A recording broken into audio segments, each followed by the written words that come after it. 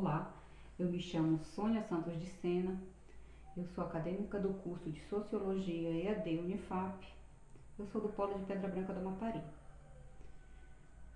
E nesse estágio supervisionado, nós vamos participar da aula de História com o assunto Revolução Industrial.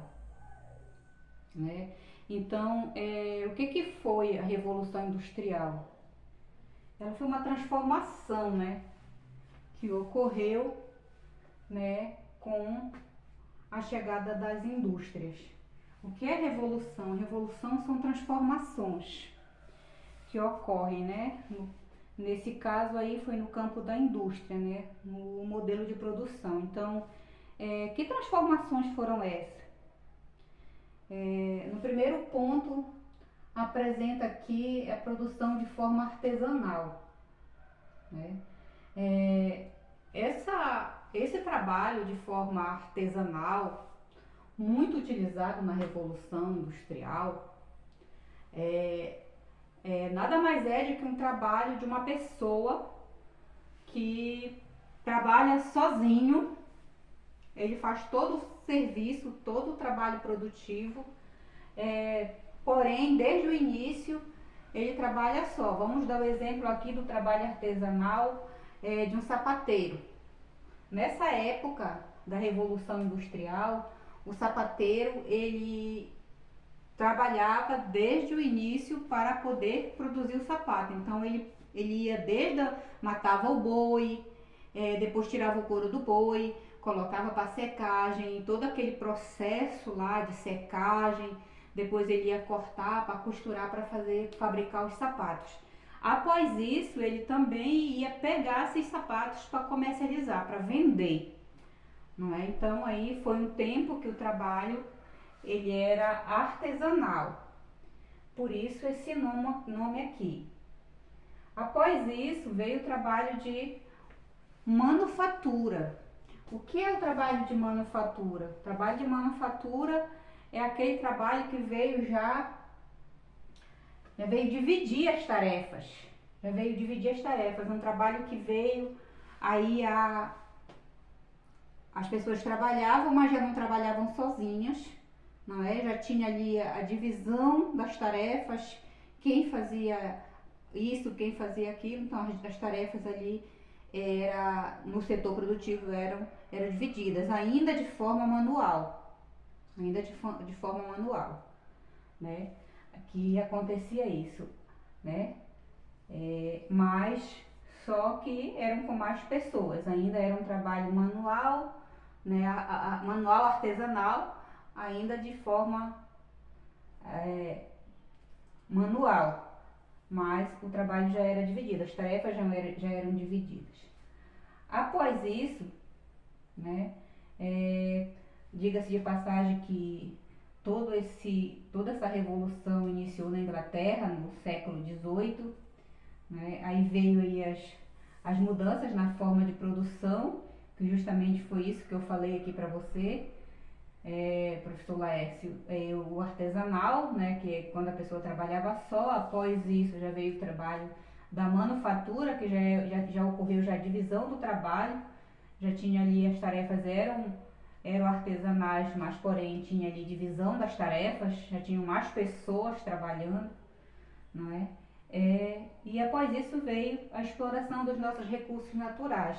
Nessa época da Revolução Industrial veio a exploração dos nossos recursos através das nossas florestas, porque nessa época aqui esses recursos naturais explorados era a madeira, porque eles fabricavam carvão,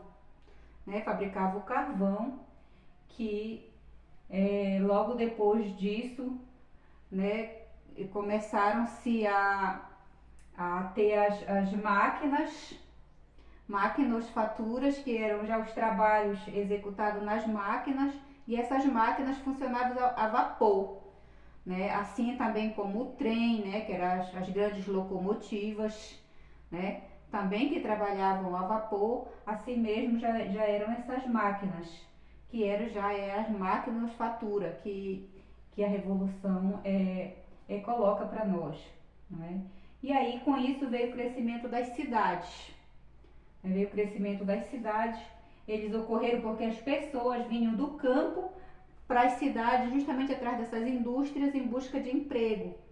Uma vez que muitas delas, milhares delas, haviam ali ou vendido as suas terras para esse tipo de exploração aqui de recurso natural, ou aquelas que não aceitavam, os burgueses, eles tomavam, naquela época tomavam, né, a força e faziam com que essas pessoas dali fossem expulsas dali das suas próprias terras, e essas pessoas então migravam para as grandes cidades.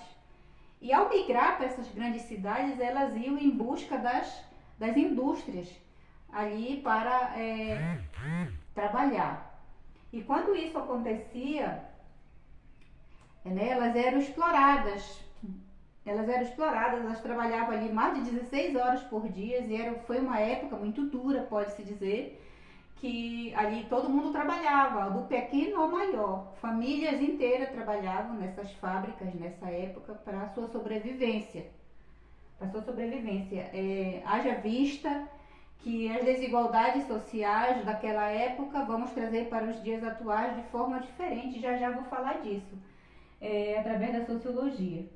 E ali houve esse crescimento da cidade, e aqui a gente finaliza colocando burguesia e trabalhadores, que proletariado significa as pessoas que trabalhavam, não é? Ou seja, as pessoas ricas e as pessoas pobres, não é? Então, isso se deu na época da Revolução Industrial, onde milhares de pessoas migravam ali do campo, do trabalho que outrora era artesanal, mas ali as pessoas trabalhavam sozinhas, mas elas vendiam ali seus produtos e disso elas tinham sua sobrevivência. Após isso que veio já a divisão dos trabalhos, que veio a manufatura com a chegada da indústria, essas pessoas já passaram a trabalhar, né, nas fábricas, elas já saíram dos seus locais no campo e já migraram para as cidades em busca de trabalho nessas indústrias. E nessa época essa divisão de trabalho aqui ela era muito explorada, diga-se de passagem, né? E ali o que se entende desse assunto aqui, né, em todas as suas fases, desde a primeira fase que foi o carvão, na segunda fase ali já foi ali a descoberta dos combustíveis fósseis, né, após a Segunda Guerra, e ali já a produção de automóveis. Após isso já veio as tecnologias, a parte de comunicação e tudo mais, não é? E essas tecnologias avançaram em sua terceira fase, já agora trazendo já para nós nos dias atuais, no século XX, já os computadores, telefones e tudo mais, e todos esses mecanismos aqui que eu estou usando da nova revolução tecnológica do nosso país e do mundo, não é? Essas fases aí, elas não ocorreram somente na Inglaterra. Na Inglaterra foi no século XVIII, mas aí depois veio nos Estados Unidos, Japão, por toda a Europa aí já no século XIX, e já no século XX aconteceu já a última revolução, que foi das novas tecnologias, né? Foram transformações ao passar dos séculos que transformaram o nosso país, outros países, o mundo, e transformaram também as nossas vidas, não é? Então, foi um assunto que me chamou bastante atenção, né? E eu resolvi, assim, de forma bem simples, falar através desse mapa aqui, retratando o que aconteceu de lá para cá. E o que a sociologia tem a ver com tudo isso, né? A sociologia, ela tem grande destaque em tudo isso desde o início. Por exemplo, o Émile Durkheim foi um sociólogo que ele estudou as mudanças sociais, né? A mudança dessas estruturas, né? Ele achou que a solidariedade durante a Revolução Industrial veio trazer, ele argumenta que veio trazer uma nova forma das pessoas trabalharem em solidariedade, baseada na interdependência dos indivíduos.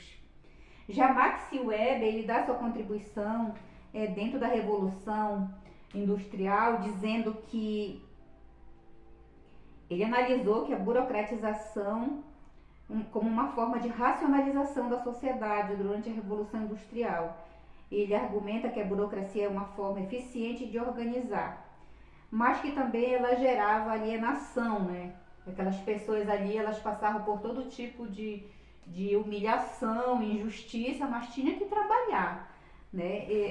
Já o Karl Marx, ele analisou todos esses fatos, todos esses fatores da Revolução Industrial como um processo de exploração do trabalho das pessoas, né? Pelas classes dominantes, que no caso aqui era a burguesia, né?